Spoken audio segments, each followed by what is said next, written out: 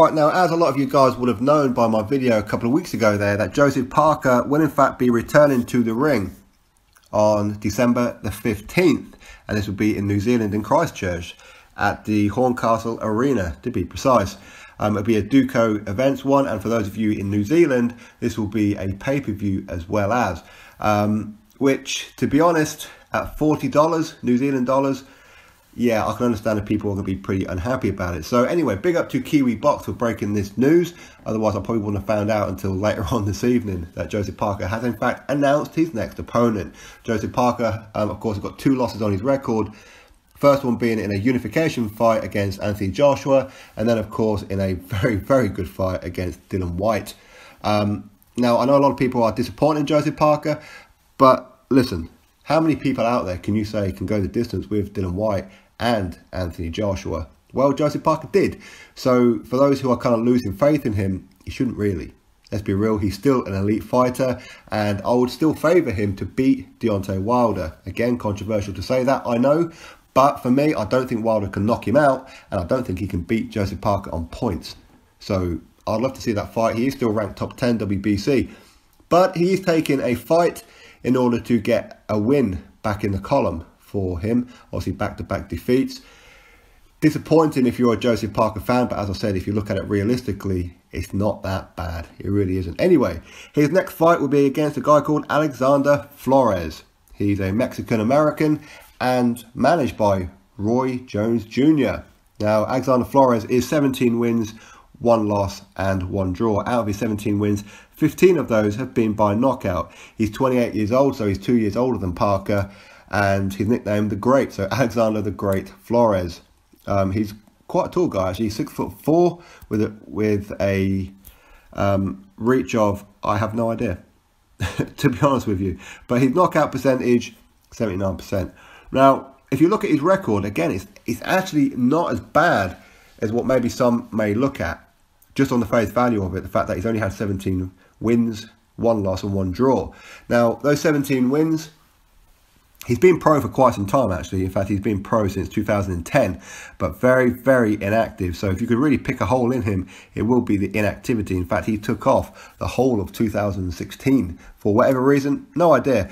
But if we were to look at the lost one, that was actually against Charles Martin. Again, alarm bells might be ringing for some people, but this is when Charles Martin was undefeated. This was before Charles Martin became IBF World Champion, and of course before he took on Anthony Joshua himself. And he got knocked out in round number 4 by Charles Martin at that time. And this was way back in 2014 as well, and it was for the vacant WBO NABO heavyweight title. Now, a couple of wins here that you may have heard of, I suppose, potentially at least anyway. One of them, back in 2013, he knocked out Harold Skoniez in the very first round. So, who's Harold Skoniez? Well, I'll tell you who Harold Skoniez is.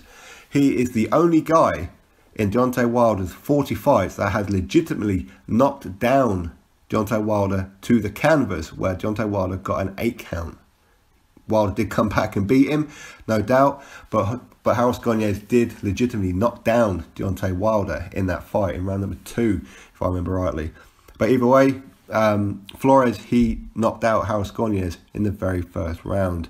Now, he's only ever been in one 10-round fight, and that was, of course, against Charles Martin, which only went 4 rounds. So now he's having another 10-rounder against Joseph Parker. So out of all his fights, he's only ever done 8-rounders, 6-rounders, 4-rounders, that kind of thing. So if Parker can get him into the late rounds, fully expect Parker to turn up the heat and put it on him and potentially knock him out. Although it wouldn't surprise me if Joseph Parker was to knock him out early doors, even though he's only ever been stopped once. His draw was against Avery Gibson, which again, that's a bit questionable, no doubt about it, as Gibson was 4 wins, 4 losses and 2 draws.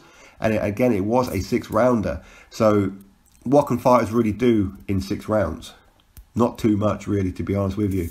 So a draw for a 6-rounder, not too bad, I suppose. But ultimately, if you're a skilled fighter, you should be able to dominate for 6 rounds, right? But with the wins, again, outside of Harold Skoniez, there's not too much that stands out. So you would certainly favour Joseph Parker to win this one and win it quite comfortably. But again, look at it from the other way as well. Joseph Parker, he's not a world champion anymore.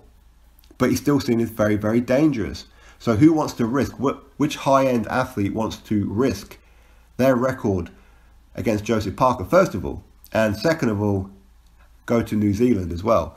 New Zealand, great place. It's the home of the Hobbits and Middle Earth and all that kind of thing from Lord of the Rings. Beautiful place, but it's out in the sticks, okay? It's difficult to get to. It's far to get to from most other countries in the world where boxing is popular, like America, UK, etc.